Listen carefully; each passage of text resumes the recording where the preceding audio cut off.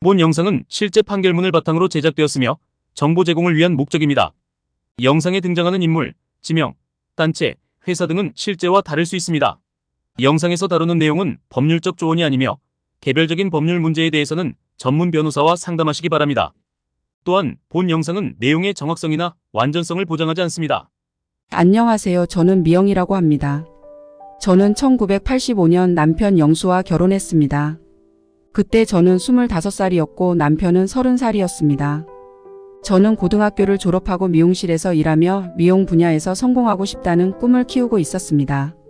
남편은 건설회사에 다니며 해외 근무도 하고 있었죠. 결혼 전 저는 특별한 재산이나 자녀가 없었고 건강에도 문제가 없었습니다.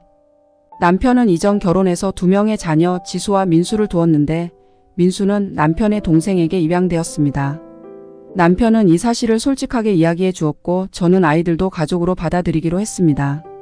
결혼 생활을 시작하면서 저는 미용실에서 근무하며 경력을 쌓았고 남편은 회사 일로 바쁜 나날을 보냈습니다. 남편은 부모님으로부터 상당한 재산을 상속받았는데 그 중에는 부동산과 현금 자산이 포함되어 있었습니다.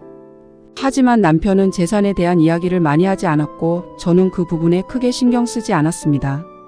1986년경 저는 미용실을 인수하여 직접 운영하기 시작했습니다. 처음에는 작은 규모였지만 노력과 열정으로 미용실은 점점 성장했습니다. 고객들도 늘어나고 저는 미용업계에서 명성을 쌓아갔습니다. 남편은 그런 저를 응원해 주었고 우리는 함께 미래를 꿈꾸었습니다. 우리 사이에는 2명의 자녀 은지와 현수가 태어났습니다. 저는 일과 가정을 병행하며 아이들을 사랑으로 키웠습니다. 남편은 해외와 지방에서 근무하는 일이 많았지만 가족을 위해 열심히 일한다고 생각했습니다. 그러나 시간이 지나면서 남편과의 관계에 조금씩 균열이 생기기 시작했습니다. 남편은 점점 저에게 무관심해졌고 대화도 줄어들었습니다. 저는 미용실 일로 바빴지만 남편과의 소통을 위해 노력했습니다. 하지만 남편은 자주 집을 비우고 가정에 소홀했습니다. 2005년경 남편은 태국 출장을 다녀왔습니다. 그 후 남편은 비뇨기과에서 치료를 받았는데 의사에게 술집 여자들과 성관계를 가졌다고 말했습니다. 그 사실을 알게 된 저는 큰 충격을 받았습니다. 남편에게 사실을 물었지만 그는 오히려 저를 탓하며 화를 냈습니다. 저는 남편의 건강을 걱정하면서도 배신감에 시달렸습니다. 남편은 그런 저를 이해하려 하지 않았고 오히려 저를 의심하는 듯한 태도를 보였습니다. 그러던 중 2008년에 들어서면서 남편과의 가정 불화는 극에 달했습니다. 우리는 자주 다투었고 결국 별거를 시작하게 되었습니다. 별거 생활 중에도 저는 미용실을 운영하며 아이들을 돌봤습니다. 그러나 남편은 저에게 경제적인 지원을 거의 해주지 않았고 저는 혼자서 모든 것을 책임져야 했습니다. 그러던 중 저는 남편을 상대로 이혼 소송을 제기하기로 결심했습니다. 남편의 부정행위와 가정에 대한 무관심을 더 이상 참을 수 없었기 때문입니다. 소송 과정은 쉽지 않았습니다. 남편은 자신의 잘못을 인정하지 않았고 오히려 저에게 문제가 있다고 주장했습니다.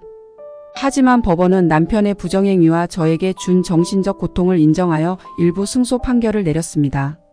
저는 위자료와 재산 분할을 받기로 했지만 남편은 이에 불복하여 항소했습니다. 2011년 6월 우리는 항소심에서 조정이 성립되었습니다. 조정 내용에 따라 우리는 별거를 유지하고 남편은 저에게 그린타운의 부동산을 이전해 주기로 했습니다. 저는 이 조정으로 모든 것이 마무리되기를 바랐습니다. 하지만 남편은 또다시 저를 괴롭히기 시작했습니다. 조정 후 얼마 지나지 않아 남편은 갑자기 저에게 혼인 전 숨겨둔 자녀가 있다는 의혹을 제기했습니다. 저는 전혀 사실이 아니라고 부인했지만 남편은 주변 사람들에게 그 이야기를 퍼뜨리며 저를 궁지로 몰았습니다.